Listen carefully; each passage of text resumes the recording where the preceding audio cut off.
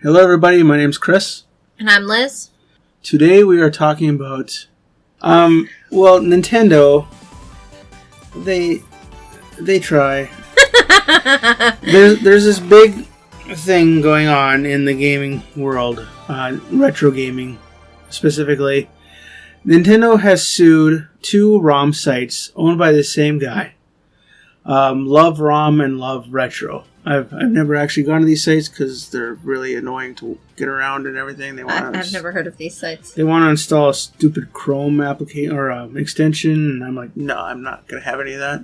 Anyway, they're suing them for $150,000 per copyright infringement, which is the maximum under U.S. law. There are a total of 140 infringements. Infringement is every Nintendo ROM on the site, which 140 seems very low, actually, considering thousands of games for the NES, SNES, Game Boy, and all those. And also $2 million in trademark violations. These trademarks are like using Mario in their logo, in Love ROM's logo and stuff like that. All in all, it's $23 million. It's caused these two sites to shut down. And a lot of other big ROM sites, like EMU Paradise is one of the biggest ones that people used to go to, has followed suit. The site hasn't shut down, but they no longer offer ROMs for anything. Not just Nintendo systems, but anything like Sony, Sega systems, even Atari and Neo Geo. They don't offer those ROMs anymore. And there's a lot of other sites that also have halted in offering ROM downloads because they don't want the big end coming after them. A lot of people might actually question, are ROMs and emulators illegal? Well, that's kind of a gray area. Emulators are not illegal. They are not illegal unless they come with ROMs included in them, like prepackaged. ROMs are what they call a gray area. They are illegal if you do not own the original game. There's this article on howtogeek.com where they actually interviewed a lawyer, Derek E. Bamber. Anyway, Bambauer. Maybe, sure, that sounds good. Where they actually asked him if it's illegal, and he said that if you don't own the original game, yes, it's definitely legal. If you do own the original game, it can be argued that it should be legal for you. If you don't own the original game and it's impossible to buy the game, like either it's one of those games that never actually went into production, or it's just so insanely expensive, like Atlas some games are. come to mind. Well, not the early Enix games. Then it can be argued that, yeah, under fair use, this is legal. According to Nintendo's website, though, it is always illegal to download ROMs off the internet. Even if you own the game, what you have to do is you have to actually get an extractor device and extract your own ROMs from the cartridge or CD or whatever. But that's not always easy because Nintendo, like the GameCube games, for instance, you can't just pop them in your DVD-ROM drive on your computer and read the games. The GameCube, I believe, actually spun the disc backwards to read the games. And the Wii and Wii U, I believe, they store the games in the outside of the disc rather than the inside like all the CD-ROMs do. And there is a device called the Retrode. I couldn't even find it on Amazon. It is offered by, I think, Dragon Store is called. It's out of Germany. It allows you to rip SNES and Genesis games. It costs $85 US. So that might not be an option either. Especially if it's only available in Germany. Well, you can get it from the US, but you have to order it off this German website. Do they work in the US? No, they do not have warehouses in the US. No. Like, does the device work in the US? Yes, the device is because, like, you know how, like, you see photographs of people in Europe with their plugins for their computers, and they're way radically different from ours. No, the device it's just powered by USB. It's region free, so like the games, you can rip a Japanese game and play it on, play it on your computer at home in the US using an emulator, of course. So this news is actually kind of sad to me because Nintendo, when you think classic games, Nintendo... That's who people think of. They think of Zelda. They think of Mario. Yeah, you created this. Now you're destroying this. I know they do offer the Virtual Console for the Wii, the Wii U, the 3DS. But there are games that you just cannot get for the Virtual Consoles. And also they offer SNES and NES Classics now. But again, there's also games that you cannot get for them. Like no-name games that people might love, like... Azure Dreams, I don't think is available in any of those shops. Well, Azure Dreams is Sony. Oh. Actually, it's not Sony. It's... I can't remember who produced it or who developed it, but yeah. But I mean, it's the same kind of situation, though. Yeah, it is. It's just really sad to me because they're destroying their own legacy, kind of. And there's an argument about the preservation of ROMs.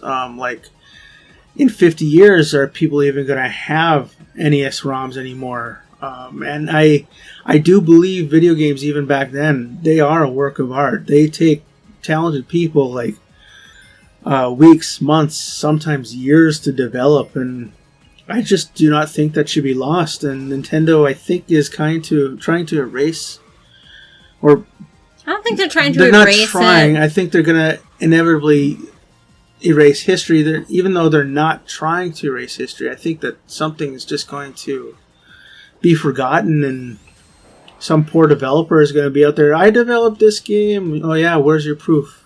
It's really sad.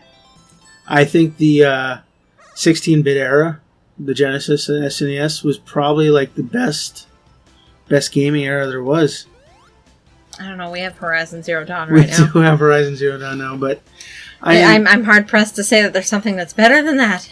There's something to say about just sprites, sprite animation. Just love the old art styles, and The Legend of the Dragon was good. Yeah. Legend of the Gaia was good. Rayman for the PlayStation. Well, Azure Rayman for Dreams. PlayStation, Saturn, 3DO. I think those are my top 4 games of all time. Azure Dreams, Legend of the Dragon, Legend of the Gaia, and Horizon Zero Dawn. And then if Nintendo brings up the point that, well, we're not making any money off of these games, their wording has to be very, very specific. How much would it cost for Nintendo to re-release some of these old classics on media that would play on modern game systems? Well, that's a funny story. So actually, Nintendo's Virtual Console, they have the Virtual Console for the Wii U, the Wii, and the 3DS, like I mentioned. They released Super Mario Brothers, the original one, for the Virtual Console on the Wii. They downloaded that from the internet, and then they put it on the Virtual Console and they sold it to people. Nintendo did? Nintendo actually pirated their own game. That's hilarious. Oh, wait a minute. What are we playing right now? We're playing Sonic Mania for the PlayStation 4. Oh, I'm sorry. That's not Nintendo. No, that's not Nintendo. That's a different story. It's actually a good point, and I'll get to that. But let's go back to the Nintendo pirating their own game to put on the Wii U or Wii Virtual Console. So the reason we know it's pirated is the ROM dumps. That's what they're known as. When they're created by whoever takes the cartridge and puts them through this device, some specific header information gets included in those ROM dumps. And some people have discovered that header information is also existent in the Wii Virtual Console edition of Super Mario Brothers. And it doesn't just appear in there, it's identical, bit for bit, for this version that's on the internet. So yeah, Nintendo actually pirated Super Mario Brothers for the Wii Virtual Console and sold it back to you for $5. They sold you a pirated piece of software for $5. So wait a minute. Hold on. If they are making a profit off pirating, then they should be getting $150,000 per time they've sold that. Fined against them. But then again... So wait, who would that get paid out to? So Nintendo would have to sue themselves? So who would that get paid out to? Like, do we get to pick a random charity that they have to pay all that money out to? That would be awesome. How about the preservation for retro games? I'm serious. You got me on that one. I don't know. So, I mean, well, and this also brings another point to mind. Every year, I teach high school English, and every year my 11th graders have to write an essay on is piracy wrong? And specifically, we're talking about piracy of digital media. And every year, they come to the same conclusion. It is wrong, and people should be fined for it, but the fines are outrageous for two reasons. First of all, not everybody gets fined. It's something like, in the research that they did last year, they found that it was like 2% of people who pirate digital media get fined. So that leaves 98% of the people that do it that just get off scot-free, right? Yep. And these companies can actually track who's doing this relatively easily, apparently. And my students brought a good point to note. They're like, instead of charging the 2% $150,000 per time they do it, why not charge 100% $50 per time they do it?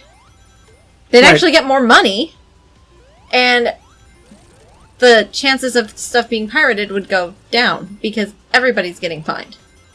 Yeah, I'm not sure if that'll fly. I don't know. My students thought it was a good idea. There are some reasons that people pirate, and that's just because, like, sometimes the game doesn't offer a demo, so they will actually pirate it just to try it out. Then they'll delete it. And the game should have a demo. Come on, you're paying $60 for a game.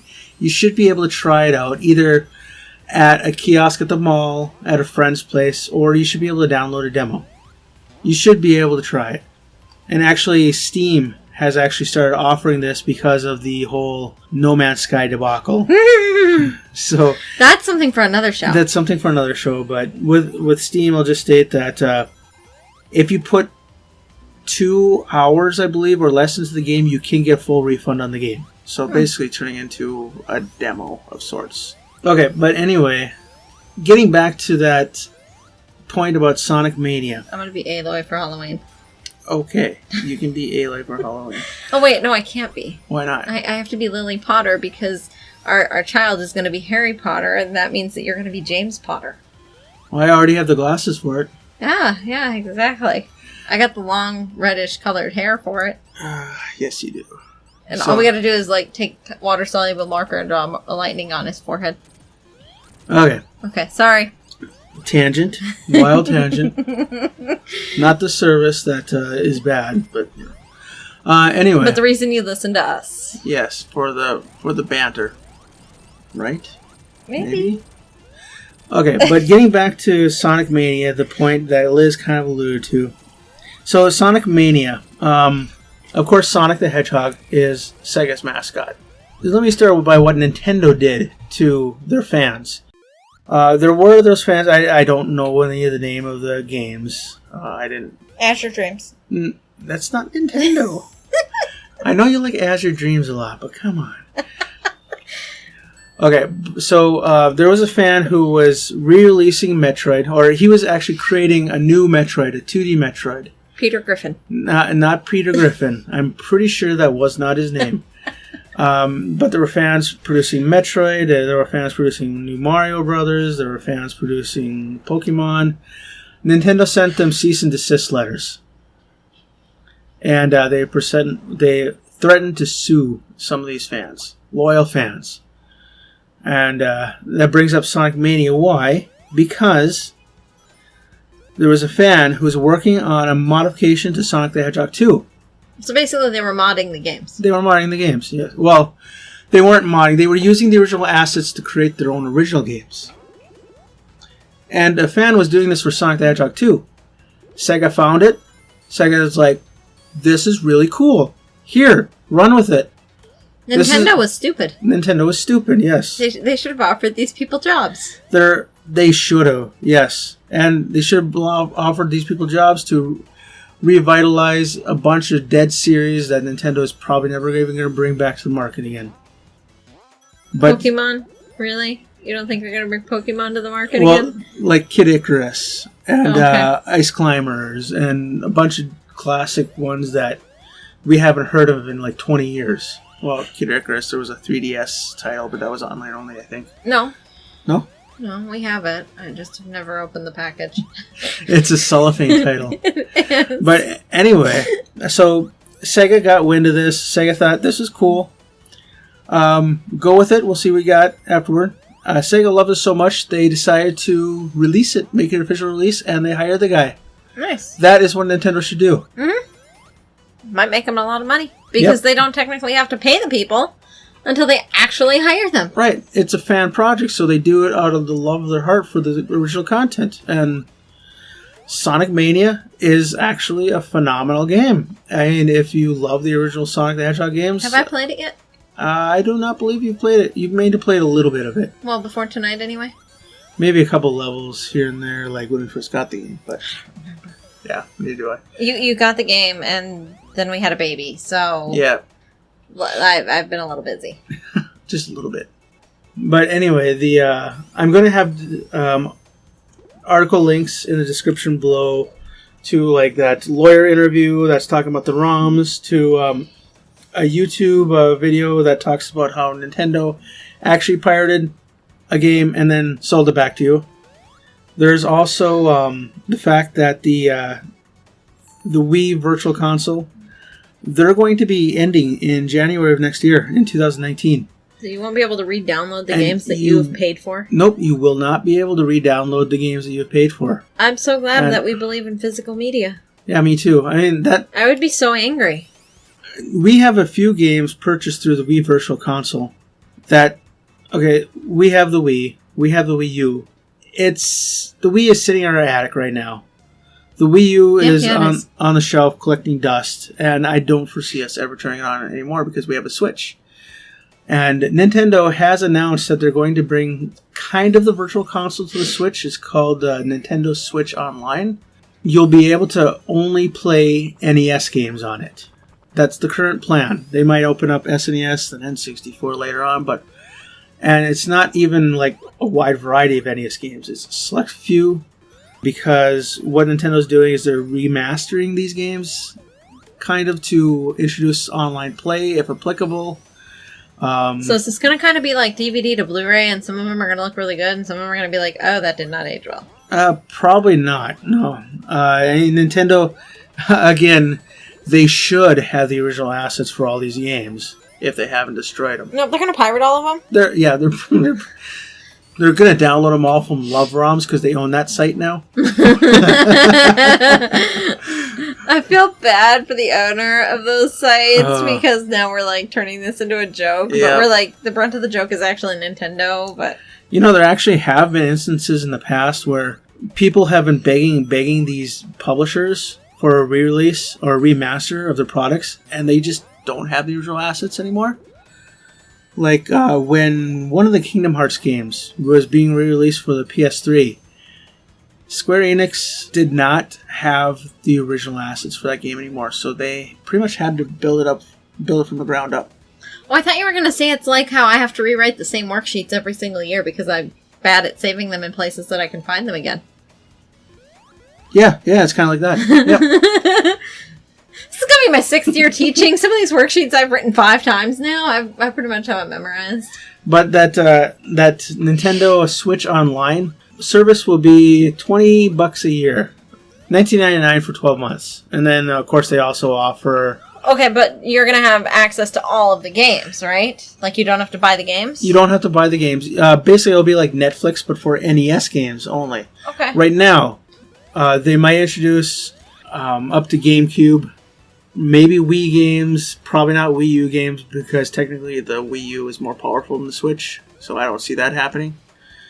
Just for now, it's NES games. Well, starting next month in September, it'll be NES games, and just a select few of them, because they have to introduce a whole lot of features to make it even worth it. But $20 a year, not a bad cost. Still, I would like to. It's cheaper than Netflix. Netflix is like $10 a month.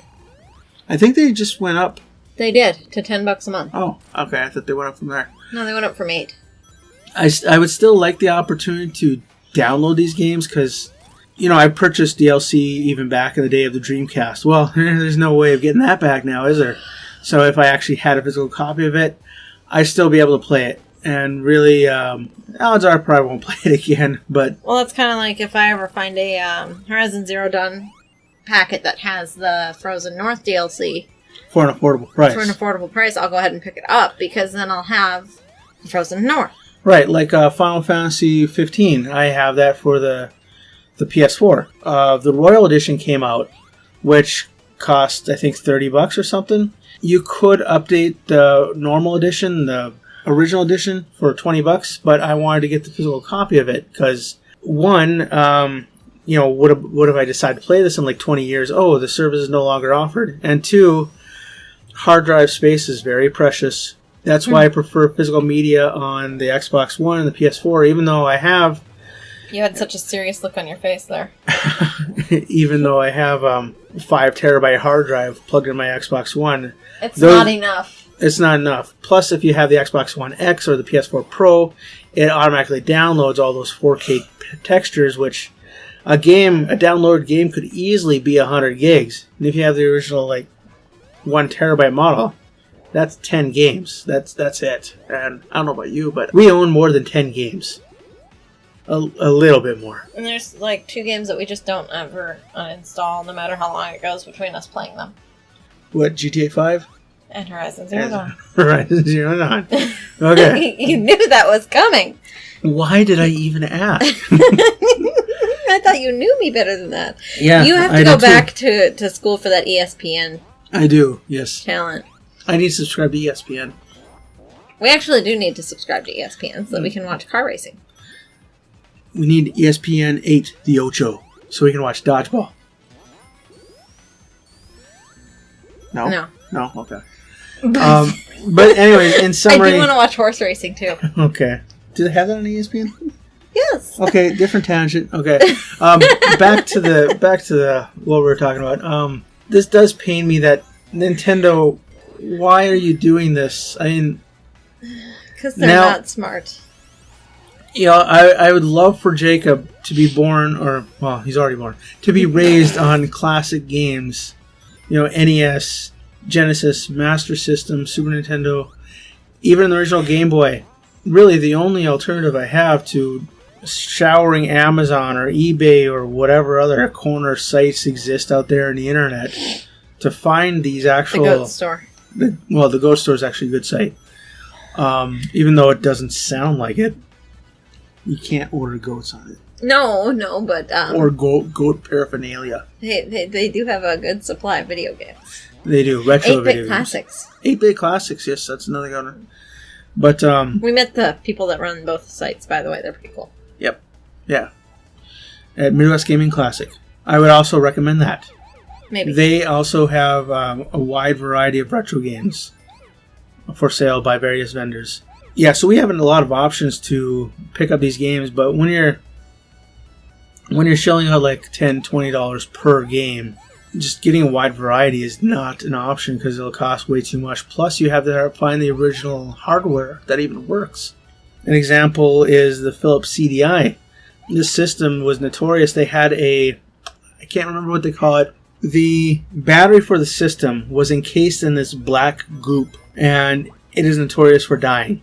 And you have really no choice other than to desolder the battery and solder on a new one if you ever want to play CDI games again. Alternatively, you can download a ROM, set up a MAME emulator, and you can play them that way with better graphics and faster loading speeds.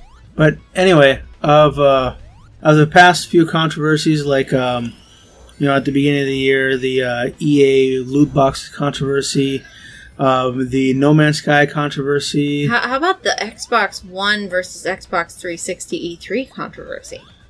Yeah, even more than that. I think that Nintendo going after these sites is probably the worst thing, at least on a retro standpoint, than anything else. I think that this is potentially more damaging than those three combined. I can't believe Microsoft bounced back after that one at E3. You know what? Microsoft has actually been the good guy in the gaming company. They fixed it, though. They did fix it. They fired the dude that said that, and they fixed it. He's probably a janitor at some school now or something. Like the dude in Unstoppable? Yes, like the dude in Unstoppable. That I think his name is Dewey. Yep. I think his name was Dewey in the movie. It was hilarious. Dewey was fired and now works at McDonald's. Yes. As a busboy. Yes, as a busboy. So, Sonic. Yes, Sonic is great. Sonic is always amazing. Sonic the Hedgehog 3 had probably the best soundtrack. You know, it's probably in my top 10 for sure. Horizon Zero Dawn. Does Horizon Zero Dawn have a soundtrack? Yep, and Uncharted. Well, Uncharted does. Lord of the Rings Online. Yeah, Lord of the Rings Online is good. But Sonic the Hedgehog 3 and Sonic CD. Eternal Sonata. You stop it.